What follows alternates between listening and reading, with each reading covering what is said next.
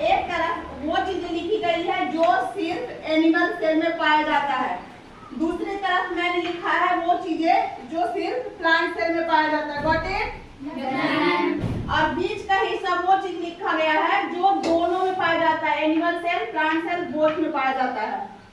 तो animal cell में देखते हैं क्या पाया जाता है। एनिमल सेल में कोशिका जो होती है स्मॉल होती है, छोटी होती है। कोशिका का आकार कैसा होता है? गोल होता है।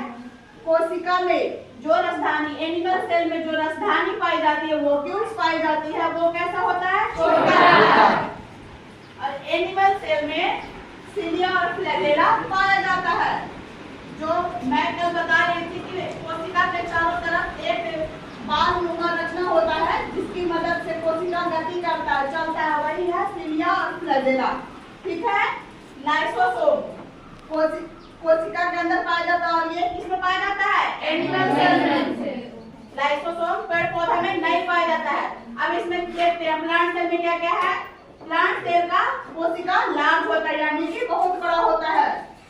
प्लांट सेल में कोशिका का आकार कैसा होता है? चौकोर होता है। प्लांट सेल में वोक्यूल्स जो होता है, राजधानी जिसे बोलते हैं, वो बहुत बड़ा होता है।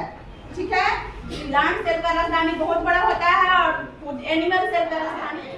अब प्लांट सेल में हमारा सेल वॉल, जिसको कोशिका भित्ति कहते हैं हिंदी में, वो पाया जाता है। और कोशिका भित्ति किससे बना होता है? सेलुलोज से। और प्लांट सेल में प्लास्टिड पाया जाता है, यानी कि इसको बोलते हैं लवक। ठीक है। प्लांट सेल के अंदर लवक पाया जाता है, ये बहुत बड़ा होता है।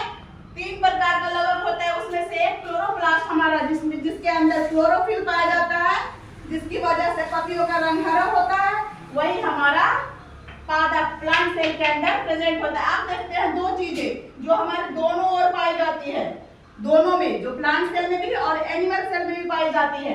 कोशिका झिल्ली दोनों में पाई जाएगी। कोशिका के चारों तरफ एक आवरण का काम करती है, एक हल्का सा परत जालीनुमा रचना का काम करती है, वो होता है कोशिका झिल्ली।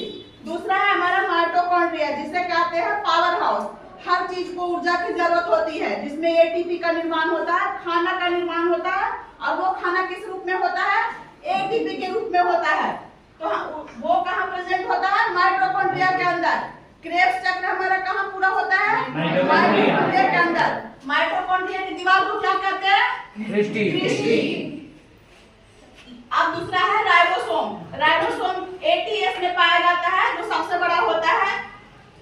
ये हमारा प्रोटीन बनाने का काम करता है। दूसरा है ईआर। ईआर का मतलब इंडोप्लाज्मिक रेटिकुलम, अंतःप्रद्रव्य जालिका, जिसमें हमारा निर्माण होता है स्मूथ ईआर का, जो वसा का निर्माण करता है, और रफ ईआर का, जो प्रोटीन का निर्माण करता है।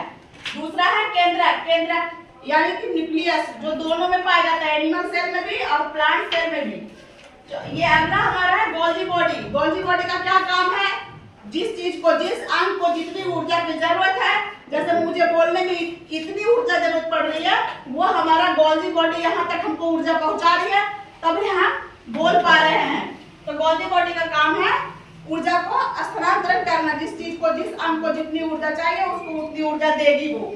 अगला बचता है हमारा सेंट्रोसोम, जिसे बोलते हैं धारक काल।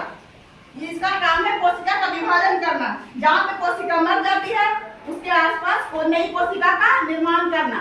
तो ये दोनों में पाया जाता है। समझ में आया? प्लांट सेल में भी कोशिका बनती है और एनिमल सेल में भी कोशिका होती है। Got it?